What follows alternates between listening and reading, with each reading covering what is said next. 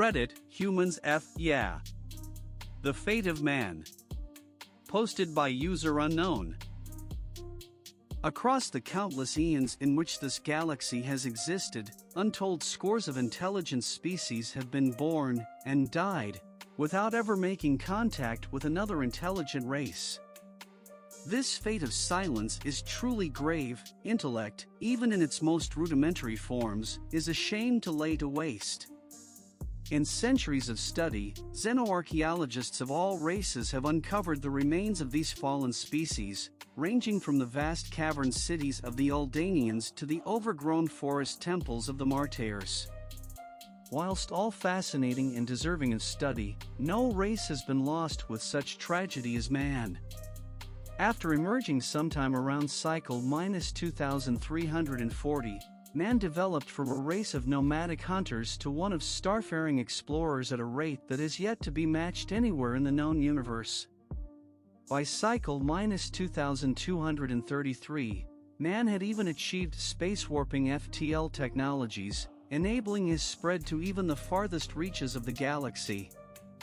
FTL travel may not be anything special nowadays, but what needs to be remembered is that man achieved all of his scientific progressions alone, whereas the current denizens of this galaxy have grown only through looking to each other for support.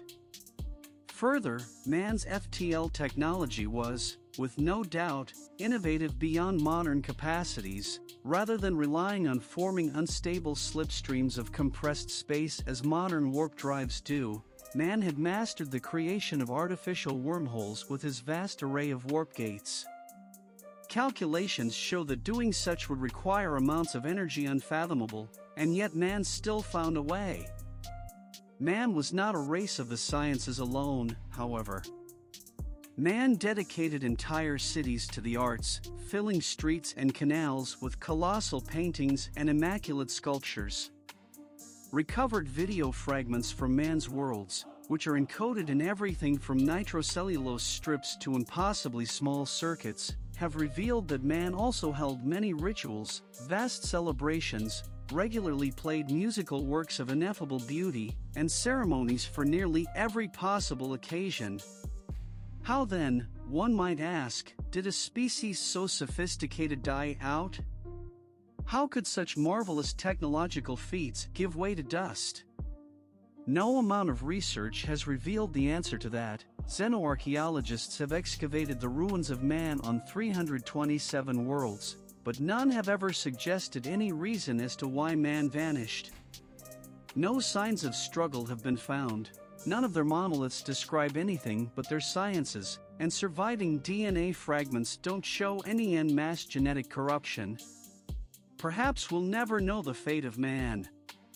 The room went silent as the old Colden finished his tale, leaving the air to be filled with the soft hum of electrical lights alone. His descendants sat before him on the metal deck of the spacecraft. Their reactions to the story varied from keen interest to exasperated disbelief. "Grandfather," began a female Colden whelp sitting directly before him, "my teachers at school have said that men weren't real creatures. They say that the diversity of their cities and ruins would be too great for a single species." With a bewildered look, the old Colden replied, "Oh, my kin, man, as a single species, was more diverse than any 10 others put together.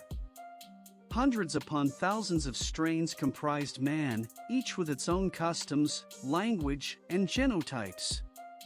The races of today are but homogeneous, gray masses compared to even the smallest of man's cultures." Whilst the old Colden expressed great excitement with his last statement, it proved too much for even the most enthusiastic of his kin. In chunks, they began to rise and leave the chamber for other halls in the ship. It wasn't long before the old Colden sat alone, the hum of the electrical lights his only companion. In sadness, as his species understood it, he sank into his chair and stared blankly at a wall. Some time passed, and the Colden removed a small tome from his abdominal pouch, carefully brushing the cover as he did so.